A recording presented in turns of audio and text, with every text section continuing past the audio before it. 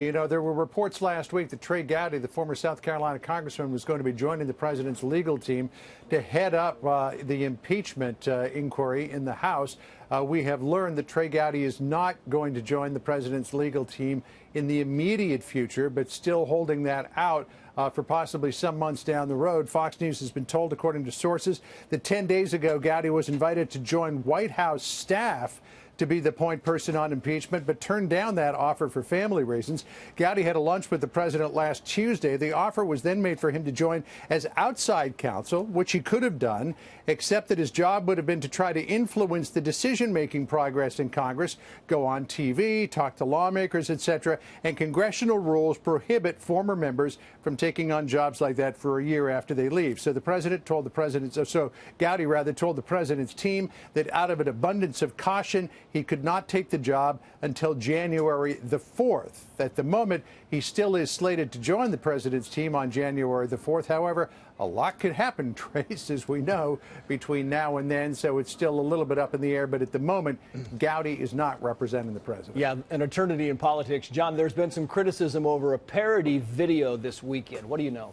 Yeah, this is a video that was doctored. It takes a scene from a movie called Kingsman: The Secret Service, which stars Colin Firth, and it's a scene in a church where Colin Firth starts shooting people. Well, what the people who doctored the video did was they superimposed the president's face on the character of Colin Firth, and then over the people that Firth was shooting in this movie scene, they superimposed the logos of many news organizations, also the faces of many of the president's political opponents. Now, the video was shown at a conference held by the pro-Trump group American Priority at his Doral property over the weekend. In a tweet, the press secretary Stephanie Grisham denouncing the video, tweeting, quote, "The video played over the weekend that President Donald Trump has not yet seen. He will see it shortly, but based upon everything he has heard, he strongly condemns this video." The White House Correspondents Association also condemned the video in the strongest terms. In a statement,